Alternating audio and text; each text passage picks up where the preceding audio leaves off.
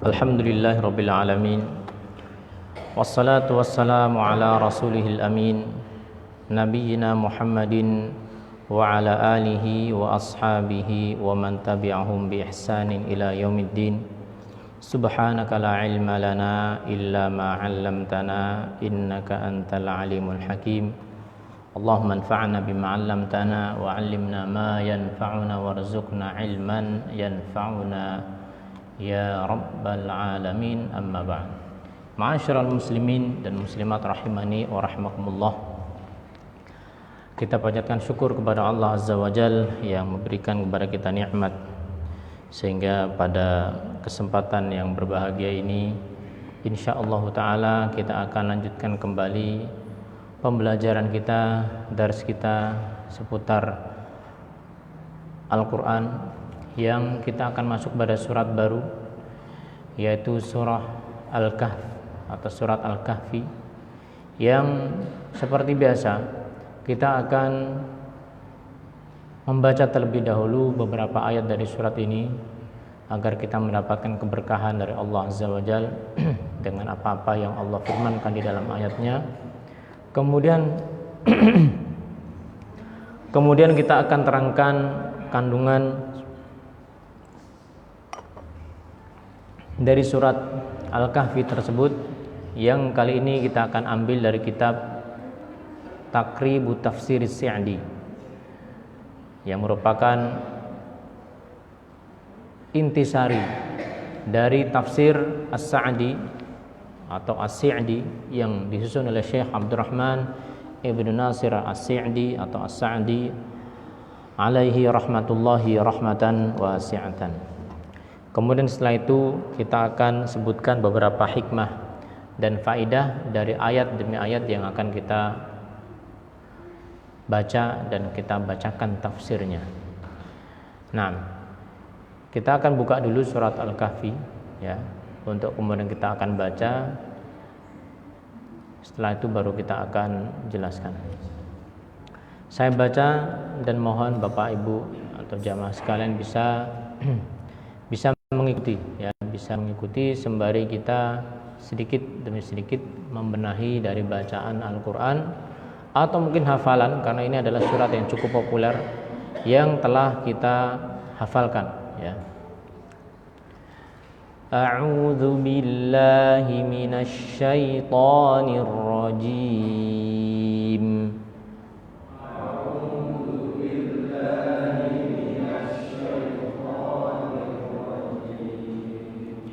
Bismillahirrahmanirrahim.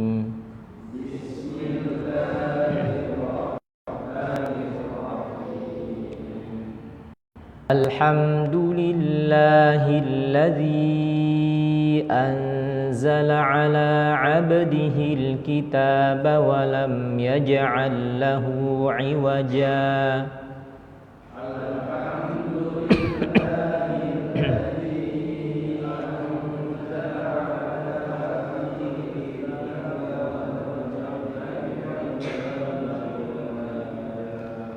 qayyiman liyunzira ba'san syadidan min ladunhu wa yubashshiral mu'minin.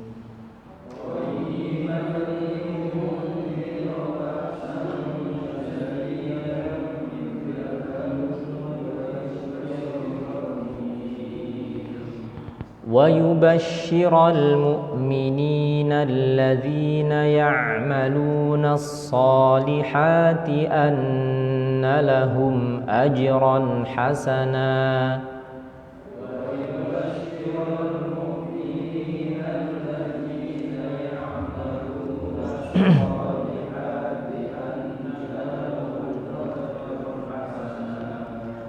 مَاكِثِينَ فِيهِ أَبَدًا.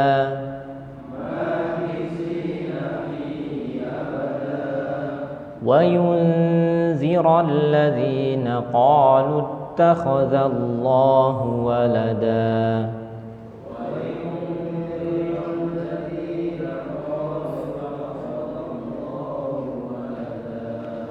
مَا لَهُم بِهِ مِنْ عِلْمٍ ولا لآبائهم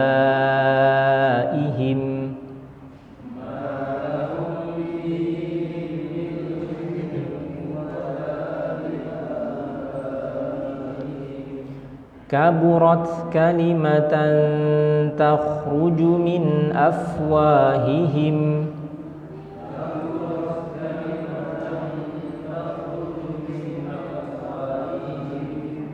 إن يقولون إلا كذبا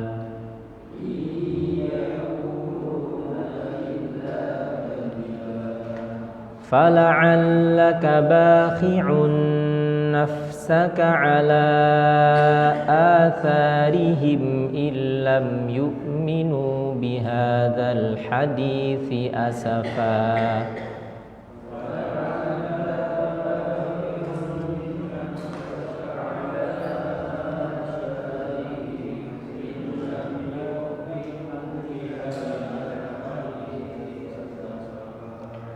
إنا جعلنا ما على الأرض زينة لها لنبلوهم أيهم أحسن عملا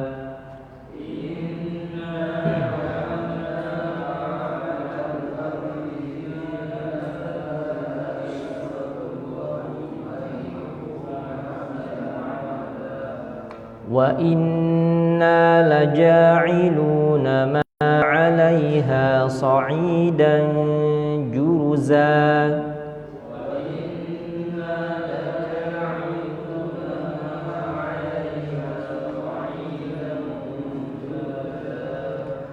أم حسبت أن أصحاب الكهف والرقيم كانوا من آياتنا عجبا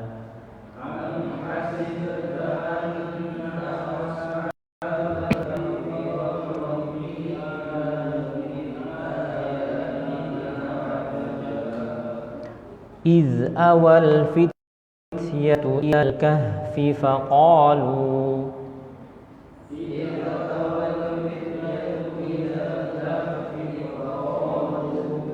فقالوا ربنا آتنا من لدنك رحمة وهيئ لنا من أمرنا رشدا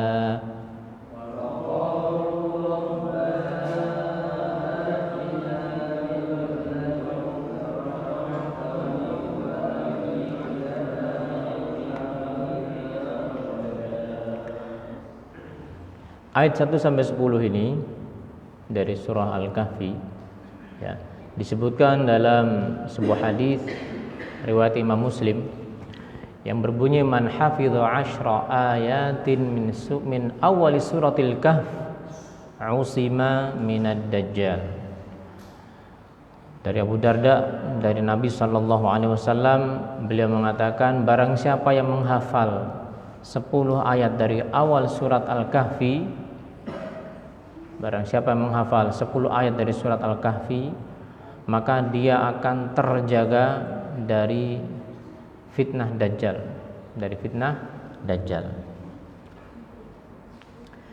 Ini adalah ayat yang kita baca untuk malam hari ini. Dan sekarang kita akan masuk pada tafsir atau penjelasan dari ayat-ayat yang ada di dalam surat Al-Kahfi.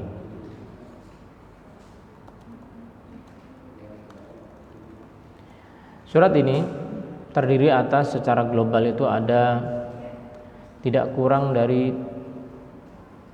10 sub pembahasan. Jadi surat ini yang total berjumlah 110 ayat itu isinya ada 10 sub bahasan atau 10 pembahasan ya, yang akan kita ambil satu persatu biiznillah dalam setiap pertemuannya minimal satu bahasan. Ayat yang pertama sampai yang ke-8 berisikan tentang pujian Allah Subhanahu wa taala serta pemberian kabar gembira dan pemberian peringatan. Itu ayat 1 sampai 8. Ya.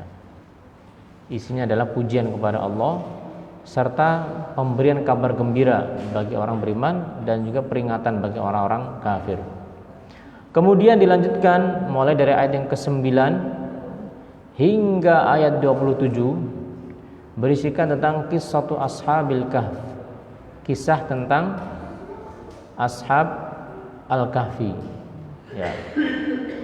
Kisah tentang ashabul kahfi. Ini sampai ayat 27.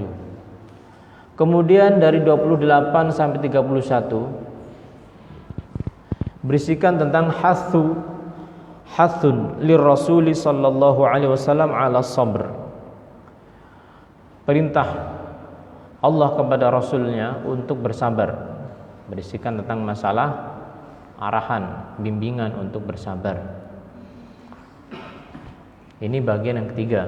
Kemudian bagian yang keempat dari surat Al-Kahfi ini ayat 32 hingga 44. 32 hingga 44 ganti kisah, yaitu kisah sahibil jannatain. Kisah pemilik dua kebun. Kisah tentang pemilik dua kebun. Dan tentunya kalau kita berbicara tentang kisah-kisah dalam Al-Quran itu bukan sekedar kisah, tetapi itu adalah pertama kisah yang real pernah terjadi di muka bumi ini. Yang kedua adalah kisah yang penuh dengan hikmah, ya, penuh dengan pelajaran. Kemudian yang yang kelima, ya, subbahasan yang kelima berisikan tentang dari ayat yang ke-45 hingga 46. Isinya adalah tentang takrirul qiyamati atau takrimul qayyimil haqiqati al-baqiyah. Hakikat dari kebaikan yang kekal. Kebaikan yang kekal. Penjelasan tentang apa itu kebaikan yang kekal. Ya. Dilanjut pada ayat yang ke-47 hingga 49. Allah sebutkan nanti tentang min masyahidi yaumil qiyamah, seputar tentang peristiwa hebat yang akan terjadi pada hari kiamat. Peristiwa yang akan terjadi pada hari kiamat. Ayat 50 hingga 59 berisikan tentang sunnatullahi fi ihlakil zalimin. Sunnatullah yang berlaku bagi orang-orang yang zalim, ya, yaitu Allah akan membinasakan orang-orang zalim tersebut. Ayat 50-59 akan menyebutkan hal tersebut. Kemudian ada kisah lagi, ya, cukup panjang, yaitu mulai dari ayat 60 hingga 82 berisikan tentang kisah Nabi Musa dan Khadir. Nabi Musa dan Khadir itu 60 sampai 82. Kemudian disambung dengan kisah yang lain lagi 83 hingga 99. Ayat 99 berisikan tentang kisah Dzulqarnain. Kisah seorang raja yang soleh bernama Dzulqarnain. Kemudian bagian terakhir atau bagian ke-10, ya, dari surat Al-Kahfi ini berisikan tentang at-tabsyir wal inzaru wa isbatul wahyi, pemberian kabar gembira serta peringatan lagi dan penetapan wahyu. Ya, inilah 10 poin di antara poin-poin penting yang ada di surat Al-Kahfi.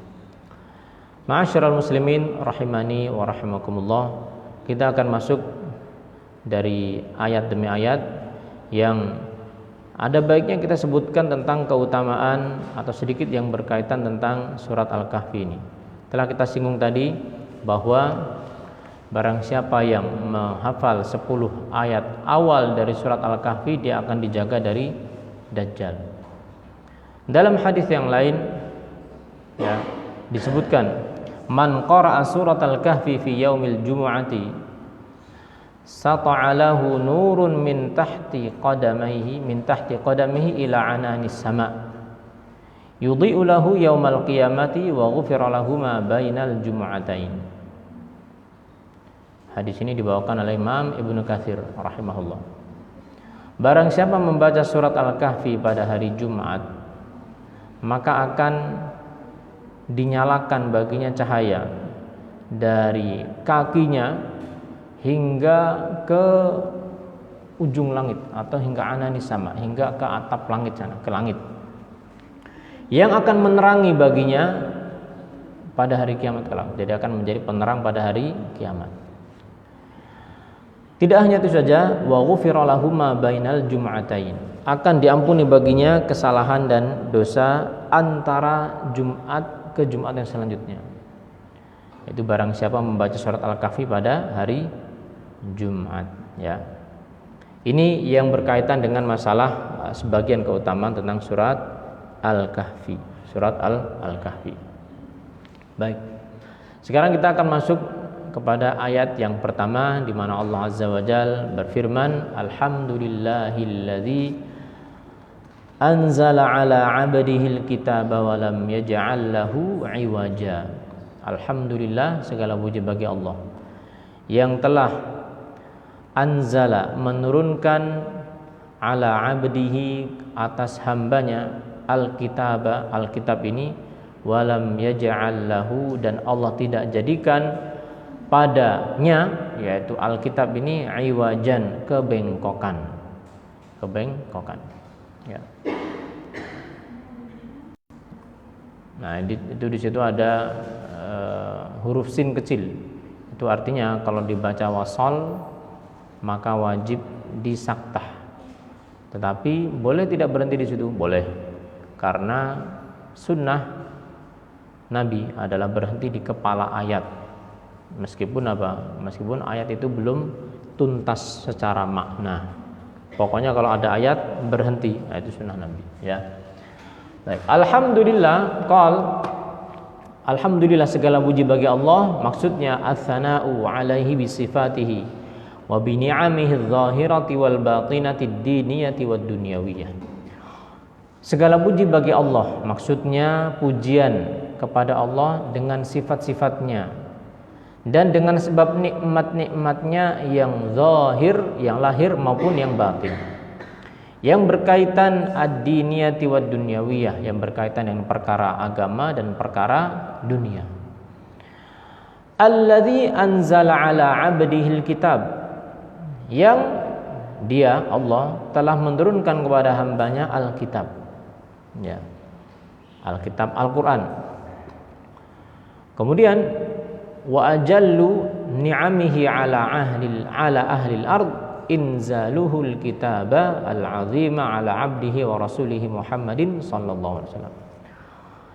Yang seagung-agung nikmat secara mutlak adalah Allah menurunkan kepada penduduk bumi ini Alkitab. Allah menurunkan kepada penduduk bumi ini apa? Al-Quran, ya, melalui perantaraan hamba dan rasulnya Muhammad sallallahu alaihi wa ala alihi wasallam. Idz akhrajahum bihi minadh dhulumati ilan nur, yang mana rasul ini mengeluarkan mereka manusia dengan Alkitab ini dari kegelapan menuju kepada satu cahaya, ya, satu cahaya. Haitsu ja'alahum kitaban mustaqiman la wijaja fihi wala zaigha, yang mana Allah menjadikan Al-Qur'an ini sebagai kitab yang mustaqiman, yang lurus, yang benar. La wijaja fihi, sama sekali tidak ada kebengkokan, ya, tidak ada inkonsistensi, wala zaigha, dan tidak ada penyimpangan. Bal yahdi ila siratin mustaqimin bayinan wadihan huliyan, yang mana Alkitab ini menjelaskan, membimbing kepada jalan yang lurus, ya, dengan bayinan, dengan jelas, wadihan, yang terang, jaliyan, yang tidak ada kesamaran di situ, nadhiran lil kafirin wa basyiran lil mu'minin, sebagai peringatan bagi orang-orang kafir, wa basyiran lil mu'minin, dan juga pemberian kabar gembira bagi orang-orang mukmin. Walihada qala, oleh karena itu Allah mengatakan walam yaj'al lahu iwaja. Allah tidak jadikan Al-Qur'an itu ada kebengkokan. Maksudnya lam yaj'al fihi wijajan wala zaygan wala maila. Tidak ada namanya kebengkokan, inkonsistensi, penyimpangan, kesalahan, apalagi bal ja'alahu mu'tadilan mustaqiman. Bahkan Allah jadikan Al-Quran ini mu'tadil, moderat, tengah-tengah, tidak terlalu ekstrim ke kanan maupun berkurang-kurangan, mustaqiman, lurus, ya. Ini ayat yang pertama. Faedah dari ayat yang pertama ini, Allah Subhanahu wa taala menyebutkan tentang nikmat berupa apa? Berupa diturunkannya Al-Qur'an. Ya.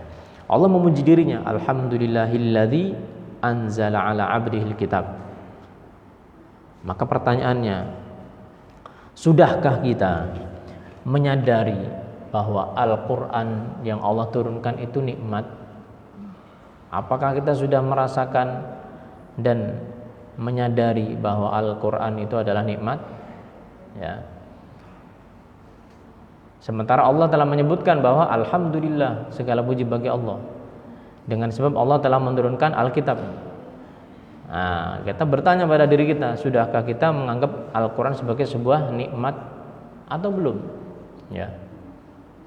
Kemudian faedah yang selanjutnya atau pertanyaan yang perlu kita ajukan selanjutnya adalah, Allah di sini memuji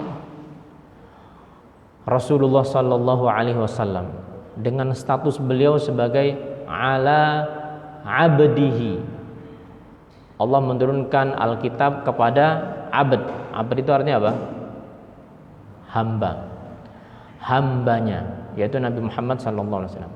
Dan ini sebenarnya merupakan bentuk pujian Allah kepada Nabi. Betapa tidak seseorang yang sudah Allah aku sebagai hamba secara khusus, bukan hamba secara umum. Kalau makna hamba secara umum itu ada yang mukmin, ada yang kafir. Tapi hamba yang benar-benar sudah diaku oleh Allah sebagai hamba yang merealisasikan ubudiyah, merealisasikan penyembahan kepada Allah, ubudiyah, nah itulah hamba. Berarti itu merupakan pujian Allah kepada hamba tersebut. Dalam hal ini Nabi Muhammad SAW itu dipuji sebagai seorang hamba yang hakiki ala abdihi. Sama seperti di dalam konteks surat Al-Isra. Subhanalladzi asra bi'abdihi lailan. Maha suci Allah yang telah memperjalankan hambanya.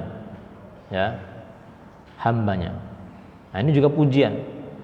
Jadi pertanyaan selanjutnya adalah, sudahkah kita itu menghambakan diri kita hanya kepada Allah? Hanya kepada Allah Subhanahu wa ta'ala, ya.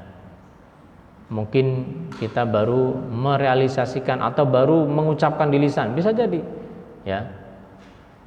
Tetapi dalam prakteknya ternyata kita belum menghamba kepada Allah dengan hamba yang hakiki, dengan budak yang hakiki. Jadi puncak kemuliaan seseorang itu adalah dia diaku oleh Allah sebagai hamba yang sebenar-benarnya, ya. Nah, ini. Kemudian yang ketiga dari pelajaran dari ayat yang ini, ayat yang pertama ini, Allah tidak jadikan ada kebengkokan dalam Al-Qur'an. Walam yaj'al lahu iwajan. Tidak ada kebengkokan. Dari sisi apa? Dari seluruh sisinya. Dari aspek hukum, dari aspek akidah, keyakinan, dari aspek bimbingan adab, ya, maka Al-Qur'an itu tidak ada yang bengkok. Tidak ada yang bengkok. Walam yaj'al lahu iwajan. Tetapi lurus, benar. Sehingga kalau kita katakan keyakinan yang Allah ajarkan dalam Al-Qur'an berupa tauhid, itulah keyakinan yang benar. Keyakinan, ya, yang Allah ajarkan di dalam Al-Quran atau perintahkan dalam Al-Quran berupa iman kepada kitab, iman kepada Rasul dan semuanya itulah keyakinan yang benar. Hukum perintah Allah Subhanahu wa taala berupa salat, berupa zakat dan seluruh ahkam-ahkam atau hukum-hukum ini itulah yang benar, yang enggak bengkok ya. Nah, pertanyaannya sekarang, sudahkah kita melihat Al-Quran itu dengan sudut pandang sampai seperti itu? Apa yang Allah tegaskan dalam Al-Quran itulah hukum yang adil. Wassariqu wassariqatu faqta'u aydiyahuma jazaa'an bima kasaba nakalam minallah. Pencuri laki-laki, pencuri perempuan, potong tangannya. Ya. Itu apa? Adil, tidak bengkok. Walam yaj'al lahu iwajan. Azaniyatu wazani fajlidu minhuma mi'ata jaldah. Ya.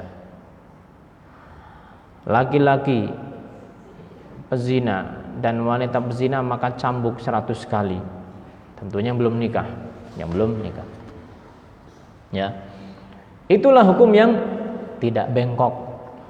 Aturan waris, yusikumullahu fi auladikum lidzakari mithlu hadzil unthayain. Allah mewasiatkan untuk urusan warisan anak-anak kalian. Bagian anak laki-laki itu 2 kali bagian anak perempuan. Itulah hukum Allah yang lurus, yang enggak bengkok. Ya kan? Nah, marilah kita bertanya, sudahkah kita sampai melihat seperti itu? Bahwasanya hukum Allah adalah hukum yang adil. Adab, bimbingan adab. Jelas Al-Qur'an adalah kitab yang inna hadzal qur'ana yahdi lillati hiya aqwam, mengajak kepada adab yang paling lurus yang berkaitan dengan seseorang beradab kepada Allah, beradab kepada orang lain, ya, beradab kepada dirinya sendiri. Allah mengatakan, khudhil afwa wa'mur bil 'urfi wa a'rid 'anil jahilin. Itu rumus yang berkaitan dengan akhlak yang mulia, kata para ulama. Yang pertama adalah khudhil afwa, ambillah sesuatu hal yang mudah dari manusia. Ya, jangan menuntut manusia itu perfect kepada kita. Kalau kita menuntut perfect, menjadi seorang perfeksionis, kita itu akan susah sendiri hidup. Kita akan susah sendiri hidup. Karena manusia itu mesti ada yang kurang. Baik kita dalam kehidupan berumah tangga, khudhil afwa. Kita sebagai pimpinan di suatu perusahaan atau instansi, khudhil afwa. Anak buah atau pegawai kadang ada yang salah, khudhil afwa. Maafkan ya, wajar. Ya. Khudhil afwa. Wa'mur bil 'urfi, ajak kepada kebaikan. Ya. Kemudian wa a'rid 'anil jahilin, enggak usah diurusin orang-orang yang bodoh.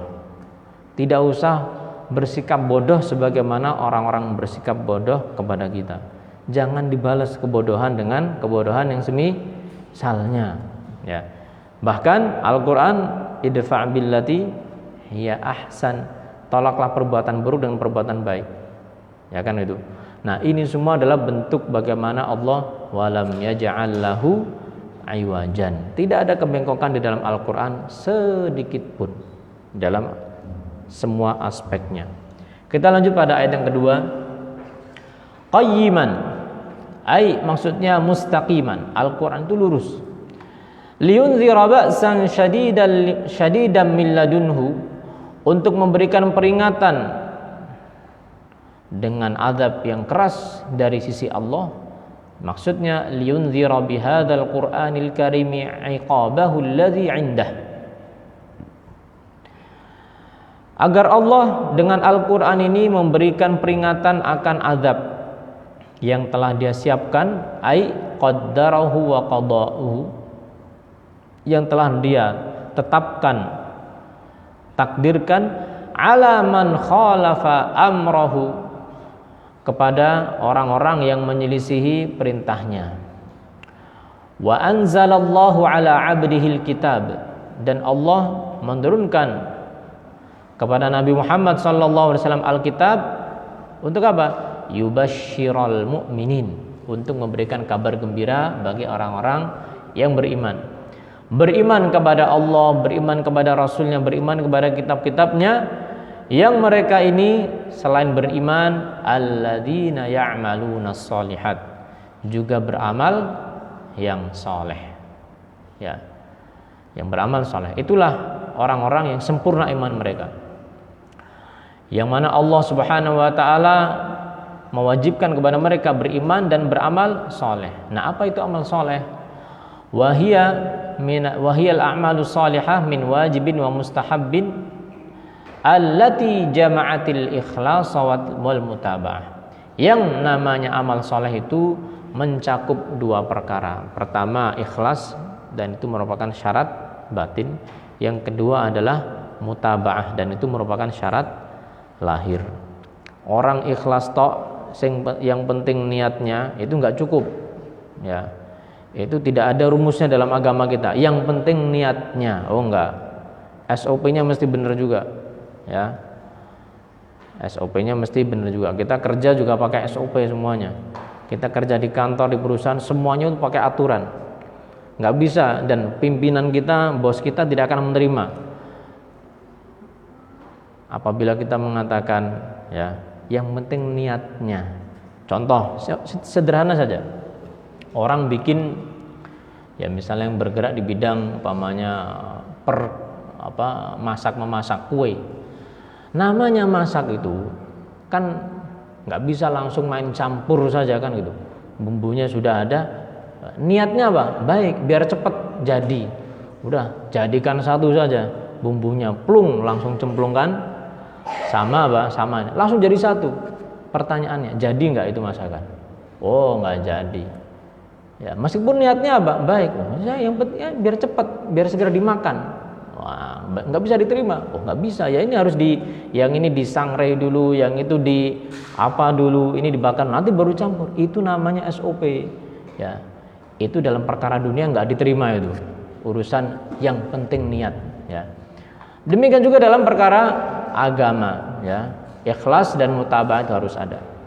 Apa yang Allah kabar gembirakan kepada mereka, annalahum ajran hasana wa huwa thawabul ladzi rattabahu Allahu 'alal imani wal 'amali shalih, yaitu pahala yang besar.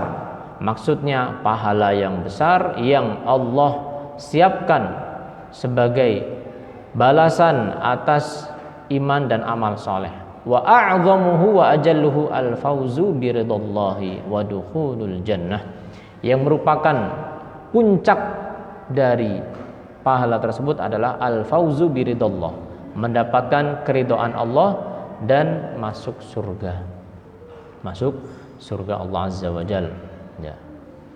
Ini ayat yang kedua. Ayat yang kedua. Jadi di sini kita bisa mengambil beberapa pelajaran. Bahwasanya Al-Qur'an itu memang tidak ada pertentangan.